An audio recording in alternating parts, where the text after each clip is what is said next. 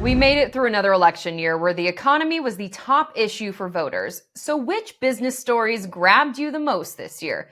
We know you came to Straight Our News for the unbiased straight facts. I decided to pull together the business stories you watched the most in 2024. These are your top 5. We had enough to worry about here with the US economy, but what really grabbed your attention is an economic experiment happening in South America. See, voters in Argentina had just elected a brash, unconventional choice for president in Javier Milei. He's the guy who promised to take a chainsaw to the economy. He has a friendship with President-elect Donald Trump and has been called a mini-Trump in the past. A year following his election, we checked in with economists to grade Milei's year. Despite the poverty rate under his policies spiking to include more than half the population, he's made serious progress on inflation and the economy is starting to grow. There's real hope he can turn things around there if the people of Argentina don't run out of patience. Now, when this man makes money moves, the world pays attention. So when Warren Buffett kept selling Apple stock and hoarding cash, you wanted to know why, or rather, what he knew. The Oracle of Omaha said, "Don't worry, Apple is still Berkshire Hathaway's largest investment." But I don't mind at all, under current conditions, building the cash position. I think when I look at the alternative of what's available in the equity markets and I look at the composition of what's going on in the world,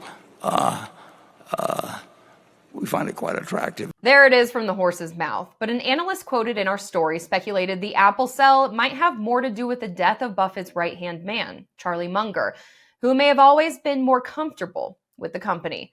So far in 2024, Apple's share price is up 36%. The boycott of Bud Light was a huge business story in 2023, and by 2024, the beer still hadn't recovered. But this year, conservatives found a new target in Dunkin Donuts and set out to give it the Bud Light treatment. The hashtag boycott Dunkin Donuts splattered across social media after the CEO of Rumble said Dunkin's parent company refused to advertise on the site because of its right-wing culture. Rumble is essentially the conservative counterpart to YouTube. Was the boycott successful? Well, it's no Bud Light. The momentum fizzled out because Dunkin's a privately held company and there's no public data to reinforce the success of the boycott like there was with Bud Light. Your number 2 story is a topic I could talk about every day, every week, every year, and never run out of things to say. In fact, there are a lot of reasons to talk about it right now. I'm talking about the U.S. national debt, which has now breached $36 trillion. We started the year by breaching $34 trillion in debt and set out to tell you who holds it all. We knew you had a serious interest in which foreign countries hold the bag.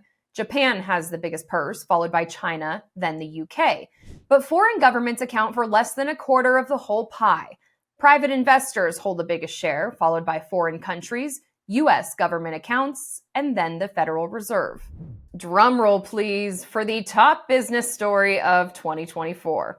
When Boeing machinists walked off the job for the first time in 16 years, many thought the strike would be a quick one. But weeks in, management completely botched negotiations by releasing details of an offer to the media before the union had responded.